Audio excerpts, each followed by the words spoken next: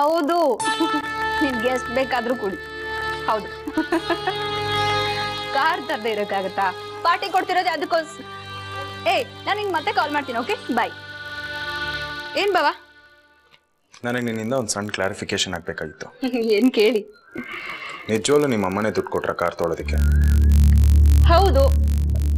ನೀವೇನು ಒಳ್ಳೆ income ಟ್ಯಾಕ್ಸ್ನವ್ರು enquiry ಮಾಡೋ ಥರ ಮಾಡ್ತಾ ಇದ್ದೀರಲ್ಲ? ನಾನು ಕೇಳ್ತಾ ಇರೋದಕ್ಕೆ ಬಲವಾದ ಕಾರಣ ಇದೆ. ಅಂಥದ್ದೇನು? ನೀನು ಕಾರ್ ಪರ್ಚೇಸ್ ಮಾಡ್ದಲ್ಲ ರಾಜ್ಗೋಪಾಲ್, ಅವನು ನನ್ನ ಫ್ರೆಂಡು. ನನ್ನ ಹತ್ರ ಅವನು ಸಾಲ ಮಾಡಿದ್ದ. ಅದಕ್ಕೆ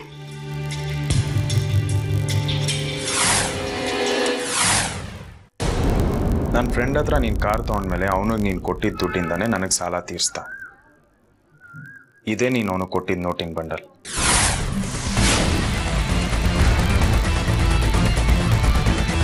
ಸೊ ನೋಡಿಲಿ, ಹರ್ಷನದ ಕಲೆ ಆಗಿದೆ.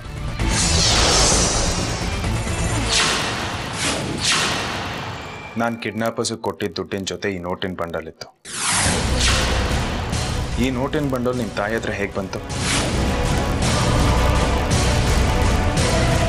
ಅಂದ್ರೆ ನೀವು ನಮ್ಮಲ್ಲಿ ಡೌಟ್ ಪಡ್ತಾ ಇದ್ದೀರಾ?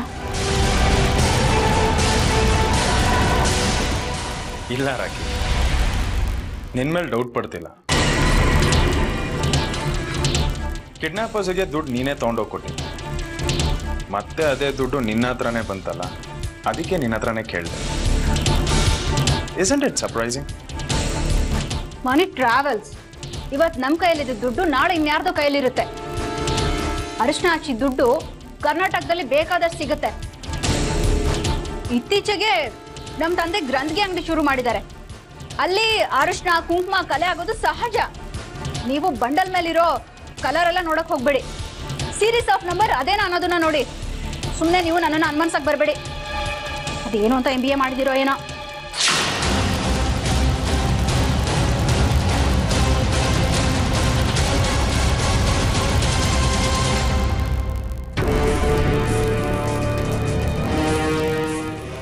God. Malika.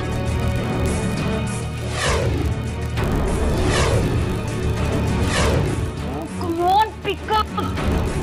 Oh, rascal. ಹುಡುಕಿ ಲೋಕ್ ಸಾಯ್ತಾ ಇದ್ದಾನು.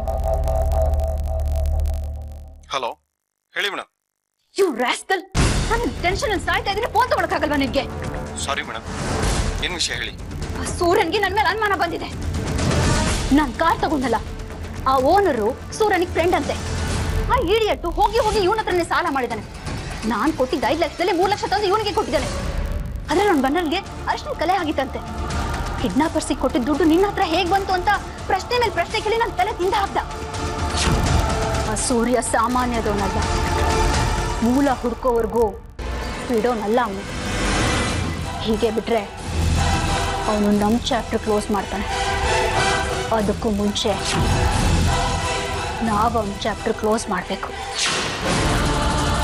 ನಾನು ಏನು ಹೇಳ್ತಾ ಇದ್ದೀನಿ ಅಂತ ಅರ್ಥ ಆಯ್ತು ತಾನೆ? Yes madam.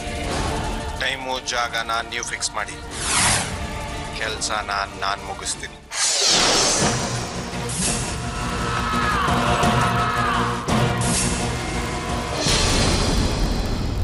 ಪರಿಮಳ, ಕಾರ್ ಯಾರ್ದು? ಸ್ವೀಟ್ ತಗೊಳ್ಳಿ. ಕಾರ್ ಯಾರ್ದು ಅಂದ್ರೆ ಸ್ವೀಟ್ ತಗೊಳ್ಳಿ ಅಂತಿದ್ಯಲ್ಲ? ಸ್ವೀಟ್ ತಗೊಳ್ಳಿ ಹೇಳ್ತೀನಿ.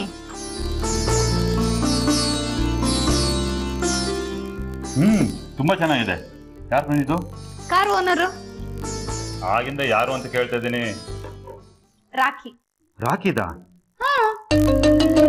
ಸೆಕೆಂಡ್ ಹ್ಯಾಂಡ್ ಕಾರ್ ಅಂದ್ರು 4-5 ಲಕ್ಷ ಆಗುತ್ತೆ. ಅಷ್ಟೊಂದು ಡೆಲ್ಲಿಂದ ಬಂತ ಹೊಳತ್ರ? ಮನೆಯವರೆಲ್ಲ ಅದನ್ನೇ ಕೇಳಿದ್ರು.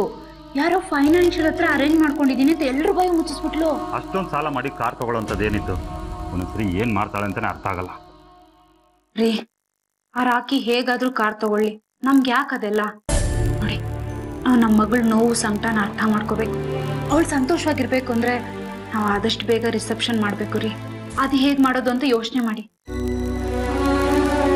ರಾಖಿದು ದಿನಕ್ಕೊಂದು ಬುದ್ಧಿ. ಯಾವಾಗ ಯಾರ ಜೊತೆ ಜಗಳ ಮಾಡ್ಕೊಂಡು ಮನೆ ಬಿಟ್ಟು ಹೋಗ್ತಾಳೆ ಅಂತ ಗೊತ್ತಿಲ್ಲ. ಇನ್ ಸೂರ್ಯ ಆರ್ತಿ ಇಬ್ರು ಬೇರೆ ಬೇರೆ ಮನೆಯಲ್ಲಿ ಇದ್ದಾರೆ ಅಷ್ಟೇ.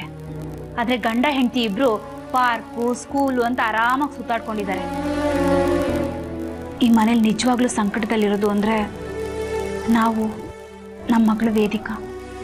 ನೋಡಿ, ನಾವು ಎಲ್ಲರ ಮಾತಕ್ಕೂ ಬೆಲೆ ಕೊಟ್ಕೊಂಡು ಕೋಲೆ ಬಸವಂತರ ತಲೆ ಅಲ್ಲಾಡಿಸ್ತಾ ಇದ್ರೆ ನಮ್ಮ ಮಗಳ ಜೀವನ ಹಾಳಾಗೋಗುತ್ತೆ ರೀ.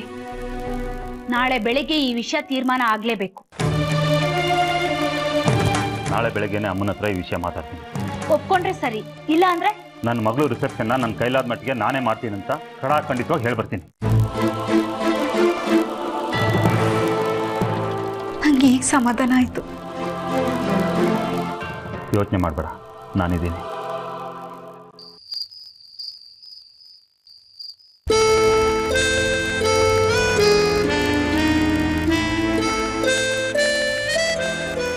ಡ್ಯಾಡಿ ನಿಮ್ಮಲ್ಲಿ ತುಂಬಾ ಬೇಜಾರಾಗಿದೆ ಪುಟ್ಟ. ಯಾಕೆ ಅಂದ್ರೆ ನೀನ್ ಆದಿತ್ಯನ ಮನೆಗೆ ಹೋಗ್ತೀಯ, ಅದ್ ನನ್ಗೆ ಇಷ್ಟ ಇಲ್ಲ ಅಂತ ಗೊತ್ತಿದ್ರು ಅದಕ್ಕೆ ನನಗೆ ಬೇಜಾರಾಗಿದೆ.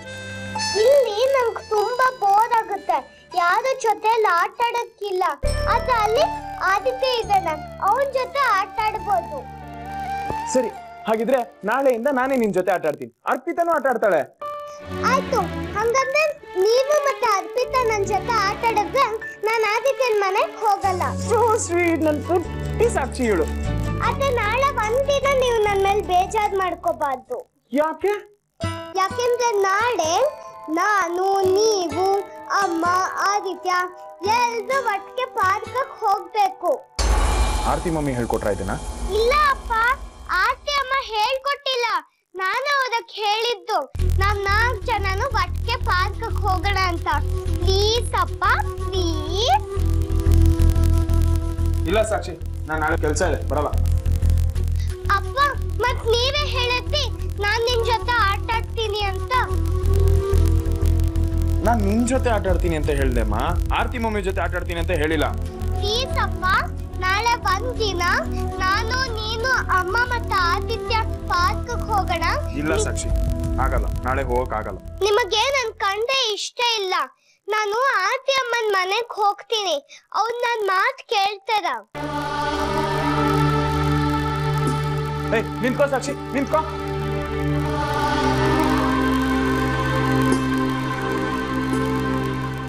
ಸರಿ ಆಯ್ತು. ಇನ್ನೊಂದ್ ಕಂಡೀಷನ್. ಏನ್ ಇನ್ನೊಂದ್ ಕಂಡೀಷನ್?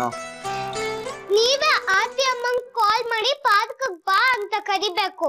ನೋವೇ, ನಾನ್ ಫೋನ್ ಮಾಡಲ್ಲ. ನೀವೀಗ್ಲೇ ಅಮ್ಮಂಗ್ ಕಾಲ್ ಮಾಡ್ದಿದ್ರೆ ನಾನು ಅಮ್ಮನ್ ಮನೆಗ್ ಹೋಗ್ತೀನಿ. ನಾನು ಈಗ್ಲೇ ಹೋಗ್ತೀನಿ. ಸಾಕ್ಷಿ,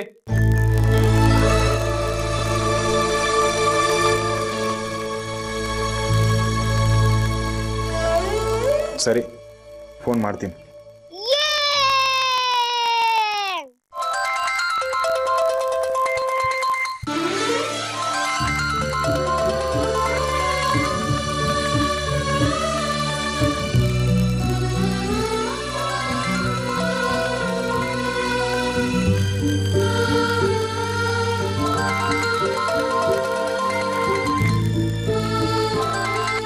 ನೋಡು, ನಿಮ್ಮ ಮಮ್ಮಿ ಫೋನ್ ರಿಸೀವ್ ಮಾಡ್ತಾ ಇಲ್ಲ. ಮಾಡ್ತಾರೆ, ವೇಟ್ ಮಾಡಿ. ವೇಟ್ ಮಾಡಿ.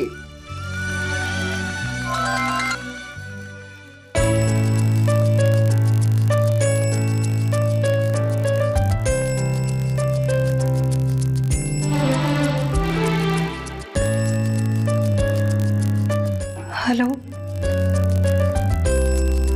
ಹಲೋ, ಹೇಗಿದ್ದೀರಾ? ಚೆನ್ನಾಗಿದ್ದೀನಿ. ನಿಮ್ಮ ಅರ್ಪಿತಾ?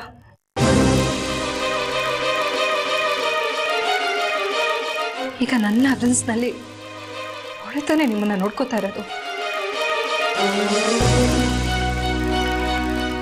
ನಾನೀಗ ನಿಮ್ಮ ಜೊತೆ ಜಗಳ ಆಡೋದಕ್ಕೆ ಫೋನ್ ಮಾಡಿಲ್ಲ. ಸಾಕ್ಷಿ ನಿಮ್ಮನ್ನ ಪಾರ್ಕಿಗೆ ಬರೋದಕ್ಕೆ ಹೇಳಿದ್ಲಂತೆ, ಅದನ್ನು ಕೇಳೋಣ ಅಂತ ಫೋನ್ ಮಾಡಿದೆ. ನನ್ನನ್ನು ಕರೆದು, ಆದರೆ ನಾನು ಬರಲ್ಲ, ನೀವು ಹೋಗ್ಬನ್ನಿ.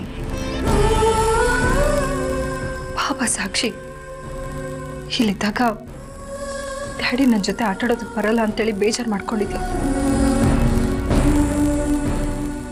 ಪ್ಲೀಸ್ ನಾಳೆ ಪಾರ್ಕಿಗೆ ಬನ್ನಿ, ನಾನು ನಿಮ್ಮ ಹತ್ರ ಮಾತಾಡಬೇಕು.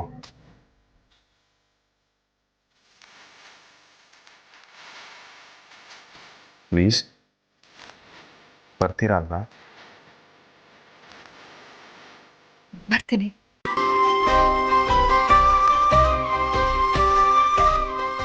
ನಾನು ನಿಮ್ಮ ಹತ್ರ ಮಾತಾಡೋದಿದೆ. ಥ್ಯಾಂಕ್ಸ್. Good night.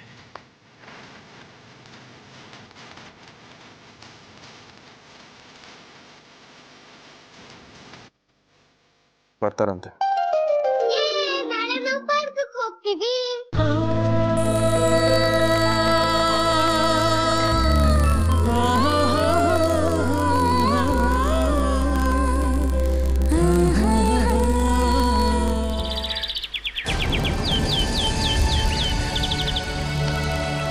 ಅತ್ತೆ, ನಾನೊಂದು ಮುಖ್ಯವಾದ ವಿಷಯ ಮಾತಾಡ್ಬೇಕು ನಿಮ್ಮ ಹತ್ರ.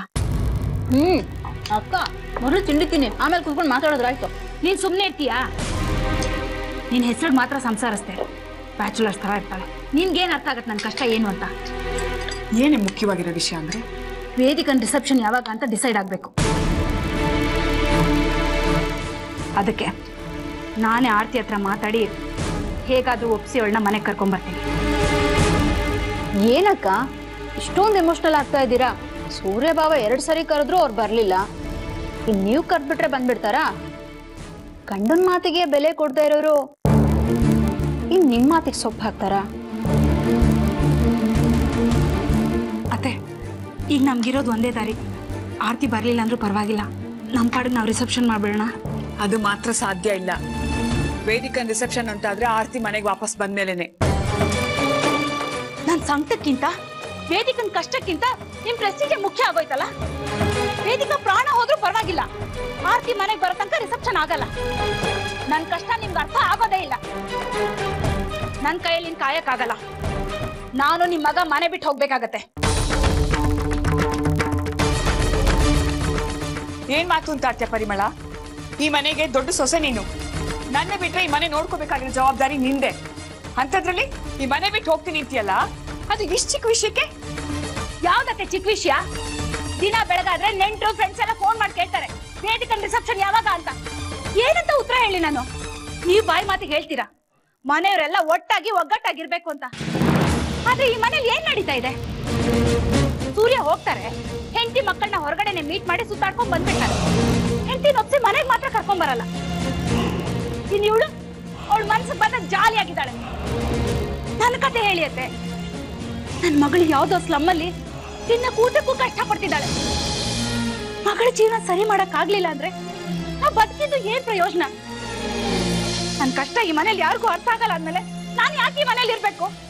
ಅದಕ್ಕೆ ಹೇಳ್ತಾ ಇರೋದು ಸರಿಯಾಗಿದೆ ಅಮ್ಮ. ಕಡೆದಾಗಿ ಆರತಿ ಅವ್ರನ್ನ ಒಪ್ಸೋದಕ್ಕೆ ಪ್ರಯತ್ನ ಪಡ್ತೀನಿ. ಅವ್ರು ಒಪ್ಕೊಂಡ್ರೆ ಸರಿ.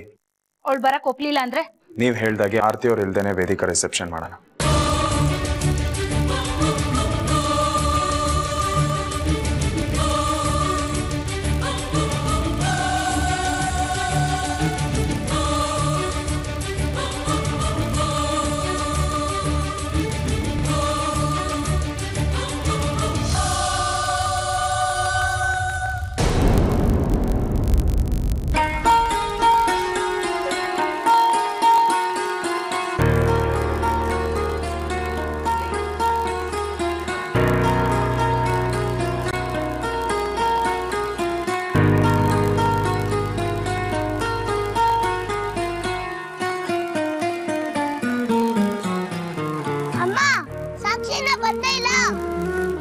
ಇನ್ನೇನ್ ಬರ್ಬೋದೇನೋ. ಬಾ ಕೂತ್ಕೊಳ್ಳೋಣ.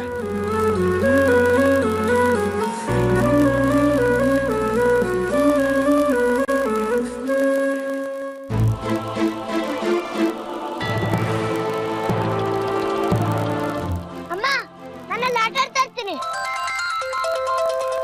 ಒಂದ್ ನಿಮಿಷ ಆದಿ, ನೀನ್ ಆರ್ಯನ್ ಜೊತೆ ಕೂತ್ಕೋ, ಬರ್ತೀನಿ. ಪ್ಲೀಸ್ ಅಮ್ಮ. ಒಂದ್ ನಿಮಿಷ ಅವನ ಜೊತೆ ಕೂತ್ಕೋ, ಬರ್ತೀನಿ.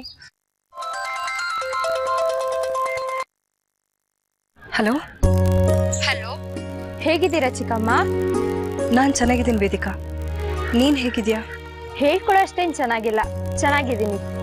ಹೋದ್ವಾರ ನಿನಗೆ 2 ಸತಿ ಫೋನ್ ಮಾಡಿದೆ, ನೀನ್ ರಿಸೀವೇ ಮಾಡ್ಲಿಲ್ಲ. ಯಾಕೆ ವೇದಿಕಾ, ನನ್ ಮೇಲೆ ಕೋಪನಾ? ಚಿಚೆ, ನಿಮ್ಮೇಲೆ ಯಾಕೆ ಕೋಪ ಮಾಡ್ಕೊಳ್ಳಿ ಚಿಕ್ಕಮ್ಮ. ನೀವು ಫೋನ್ ಮಾಡಿದಾಗಲ್ಲ ಸಂತೋಷ್ ಇದ್ದ, ಅದಕ್ಕೆ ಮಾತಾಡಕ್ಕಾಗಿಲ್ಲ. ಈಗ ಅವನಿಲ್ಲ. ಏನ್ ಹೇಳಿ ಚಿಕ್ಕಮ್ಮ? ಹೌದಾ? ಮತ್ತಿನೇನೇ ಸಮಾಚಾರ?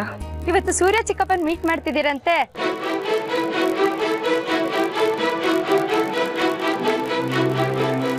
ನಿನ್ಗ್ಯಾರು ಹೇಳಿದ್ರು? ಅಪ್ಪ ಹೇಳಿದ್ರು. ನೀವು ಆ ಮನೆಗೆ ಹೋಗೋ ತನಕ ನಮ್ ರಿಸೆಪ್ಷನ್ ಮಾಡಲ್ವಂತೆ. ಅದಕ್ಕೆ ಅಪ್ಪ ಸೂರ್ಯ ಚಿಕ್ಕಪ್ಪನ ಹತ್ರ ಮಾತಾಡಿದ್ದಾರೆ. ನಿಮ್ ಜೊತೆ ಮಾತಾಡಿ ಒಪ್ಪಿಸ್ತಾರಂತೆ. ಆದ್ರೆ ನಾನು ಇನ್ನು ಹೋಗೋದಕ್ಕೆ ಒಪ್ಕೊಂಡಿಲ್ಲ. ಒಪ್ಕೋಬೇಡಿ ಚಿಕ್ಕಮ್ಮ. ಯಾಕೆ? ನಾನು ಆ ಮನೆಗೆ ಹೋಗೋದು ನಿನಗೆ ಇಷ್ಟ ಇಲ್ವಾ? ನಾನು ಹೋದ್ರೆ ರಿಸೆಪ್ಷನ್ ಆಗೋದು ಅಂತ ಹೇಳ್ತಾ ಇದ್ರು. ನೀವು ಚಿಕ್ಕಪ್ಪ ಸಂತೋಷದ ಜೊತೆಲಿ ಇರ್ಬೇಕು. ಆಗ ನನ್ ರಿಸೆಪ್ಷನ್ ಆದ್ರೆ ತುಂಬಾ ಇಷ್ಟ. ಮತ್ ಸೂರ್ಯ ಅವ್ರ ಮನೆ ಕರೆದ್ರೆ ಹೋಗ್ಬೇಡಿ ಅಂತ ಯಾಕೆ ಹೇಳ್ತಾ ಇದ್ಯಾ? ನನ್ ವಿಚಾರವಾಗಿ ನಿಮ್ಮನ್ನ ಮನೆಯಿಂದ ಆಚೆ ಹಾಕಿದ್ದಾರೆ. ಅವ್ರು ಮಾಡಿದ್ದು ತಪ್ಪು ಅಂತ ಅವ್ರಿಗೆ ಅರ್ಥ ಆಗ್ಬೇಕು. ನಿಮ್ ಬೆಲೆ ಏನು ಅಂತಾನೂ ಅವ್ರಿಗೆ ಅರ್ಥ ಆಗ್ಬೇಕು. ಅಲ್ಲಿ ತನಕ ಮನೆಗೆ ಹೋಗಕ್ ಒಪ್ಕೋಬೇಡಿ. ಅವರಿಗೆ ಅವ್ರ ತಪ್ಪು ಅರ್ಥ ಆಗ್ಲಿ ಅಂತ ನಾನ್ ಸುಮ್ನೆ ಇದ್ರೆ ನಿನ್ ರಿಸೆಪ್ಷನ್ಗೆ ತೊಂದರೆ ಆಗುತ್ತೆ ವೇದಿಕಾ.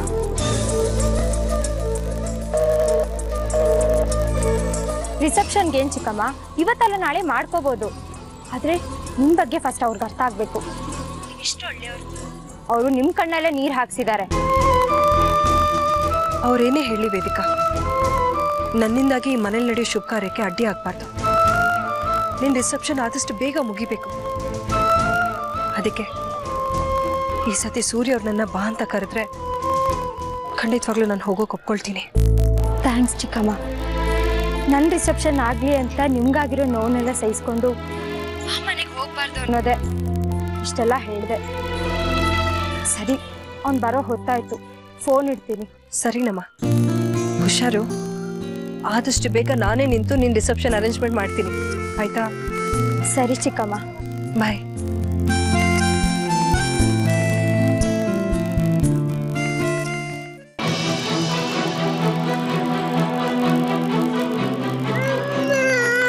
ಏನು ಆದಿತ್ಯ, ಸೂರ್ಯ ಅವ್ರು ಇಷ್ಟೊತ್ತಾದ್ರೂ ಬರಲೇ ಇಲ್ಲ. 9:30ಗೆ ಬರ್ತೀನಿ ಅಂತ ಹೇಳಿದ್ರು. 10 ಕಾಲಾದ್ರೂ ಬರಲೇ ಇಲ್ಲ. ಸಾಕ್ಷಿ ಸುಮ್ಮನೆ ಮಾತಿಗೆ ಹೇಳಿರ್ತಾಳ. ಆದಿತ್ಯ, ಬಾ ನಾವು ಮನೆಗೆ ಹೋಗೋಣ. ಅಮ್ಮ, ಸಾಕ್ಷಿ ಸುಳ್ಳು ಹೇಳಲ್ಲ ಅಮ್ಮ. ಇನ್ನೊಂದ್ ಸ್ವಲ್ಪ ವೇಟ್ ಮಾಡೋಣ. ಸಾಕ್ಷಿಗೆ ಇಲ್ಲಿಗೆ ಬರೋದಕ್ಕೆ ಇಷ್ಟ ಇರುತ್ತೆ ಕಣೋ, ಅವ್ರ ಅಪ್ಪನಿಗೆ ಇಷ್ಟ ಇರಲ್ಲ. ಅಮ್ಮ, ಒಂದ್ಸತಿ ಫೋನ್ ಮಾಡೋಣ. ಅವ್ರು ನಮಗೆ ಎಲ್ಲಿಗೆ ಬರೋದಕ್ಕೆ ಹೇಳಿರೋದು. ಅವ್ರಿಗೋಸ್ಕರ ನಾವು ಕಾಯ್ತಿರ್ತೀವಿ ಅಂತ ಅವ್ರಿಗೆ ಗೊತ್ತಿರಲ್ವಾ? ಅವರೇ ಫೋನ್ ಮಾಡ್ಲಿ. ನೀವ್ ಹೇಳದ್ ಕರೆಕ್ಟೇ. ಬನ್ನಿ ಮನೆಗೆ, ಬನ್ನಿ ಅಮ್ಮ.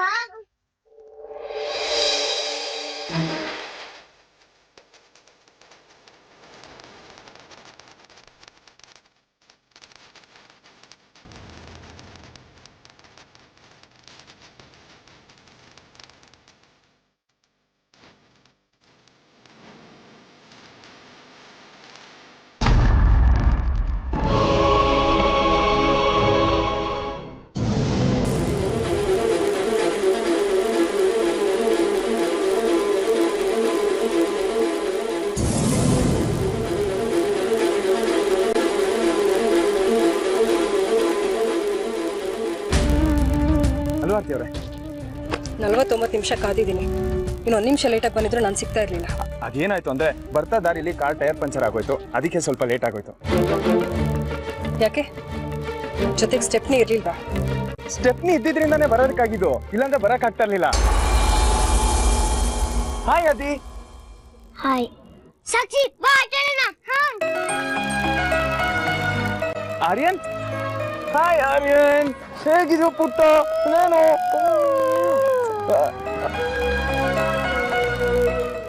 ಅಪ್ಪಿ, ನಿನ್ ಮಕ್ಕಳನ್ನ ಕರ್ಕೊಂಡು ಮಕ್ಕಳ ಜೊತೆ ಆಟ ಆಡ್ತಾರೆ, ಹೋಗು. Okay sir. Actually she is a very good care taker. ತುಂಬಾ ಚೆನ್ನಾಗಿ ನೋಡ್ಕೋತಾಳೆ. ಯಾರನ್ನ? ನಿಮ್ಮನ್ನ ಅಥವಾ ಮಕ್ಕಳನ್ನ? ಮಕ್ಕಳನ್ನ ಚೆನ್ನಾಗಿ ನೋಡ್ಕೋತಾಳೆ ಅಂತ ಹೇಳಕ್ ಬಂದೆ. ನೀವ್ ಯಾಕೆ ಹೀಗೆ ಮಾತಾಡ್ತಾ ಇರ ಆರ್ತಿಯವ್ರೆ? ಆ ಶಿವ ಯಾವಾಗ್ಲೂ ಗಂಗೆನ ತಲೆ ಮೇಲೆ ಇಟ್ಕೊಂಡಿರೋ ಹಾಗೆ ಇವಳನ್ನ ನೀವು ಯಾವಾಗ್ಲೂ ಜೊತೆಲೆ ಇಟ್ಕೊಂಡಿರ್ತೀರಿ. ಯಾಕೆ? ಇವತ್ತು ನಾವಿಬ್ರು ಪರ್ಸನಲ್ ಆಗಿ ಮಾತಾಡ್ಬೇಕು ಅಂತ ಇಲ್ಲಿಗೆ ಬಂದಿದ್ದೀವಿ. ಅವಳನ್ನ ಕರ್ಕೊಂಬರೋ ಅಗತ್ಯ ಏನಿತ್ತು? ಆರ್ತಿಯವ್ರೆ, ನೀವು ಸುಮ್ಮನೆ ಮಿಸ್ಟೇಕ್ ಮಾಡ್ಕೊಂತ ಇರೋ ಅವಳನ್ನ. ಸಾಕ್ಷಿನ ಚೆನ್ನಾಗಿ ನೋಡ್ಕೋತಾಳೆ. ಸಾಲದಿದ್ದಕ್ಕೆ ಮಕ್ಳಿರ್ತಾರೆ, ಗಲಾಟೆ ಆಗುತ್ತೆ ಅಂತ ಅವಳು ನೋಡ್ಕೊಳ್ಳಿ ಅಂತ ಕರ್ಕೊಂಬಂದೆ. ಅದಕ್ಕೆ ಹೋಗಿ ನೀವು ಶಿವ ಗಂಗೆ ಎಲ್ಲಿಂದ ಎಲ್ಲಿ ಕಂಪ್ಯಾರಿಸನ್ ಮಾಡ್ತಾ ಇರ ಆರ್ತಿಯವ್ರೆ? ನಾನು ಏನೇನು ಅನ್ಕೋತಾ ಇದ್ದೀನ? ಅವಳ ಹೆಸರು ಅರ್ಪಿತ ತಾನೆ? ಅದನ್ನ ಬಿಟ್ಬಿಟ್ಟು ಅಪ್ಪಿ ಅಂತ ಯಾಕೆ ಕರಿತಾ ಇದ್ದೀರಾ? ನಿಮ್ ಮನೇಲಿ ಕೆಲಸದವ್ರನ್ನ ಅಡ್ಡ ಹೆಸರಿಟ್ಟೆ ಕರೆಯೋದಾ? ದಿಸ್ ಇಸ್ ಟೂ ಮಚ್ ಆರ್ತಿ ಅವರೇ. ಸಾಕ್ಷಿ ಅದೇ ಹೆಸರಲ್ಲಿ ಅವಳನ್ನ ಕರೆಯೋದು. ನನ್ಗೂ ಹಾಗೆ ಬಾಯಿ ತಪ್ಪ ಬಂದ್ಬಿಡ್ತು. ತಪ್ಪ? ಬರೀ ಬಾಯಿ ತಪ್ಪಿದ್ರು ಅಥವಾ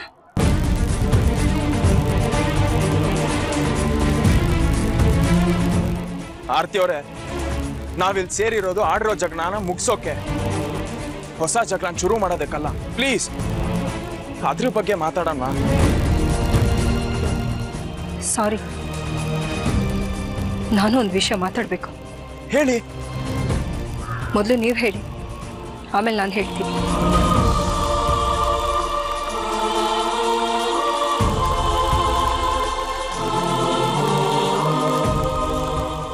ವೇದಿಕಾ ವಿಚಾರವಾಗಿ ನಾನು ನಮ್ಮ ಮನೆಯವರೆಲ್ಲ ನಿಮ್ಮನ್ನ ತುಂಬಾ ಬೇಜಾರಾಗೋ ಥರ ನಡ್ಸ್ಕೊಂಡಿದ್ದೀವಿ. I am really sorry.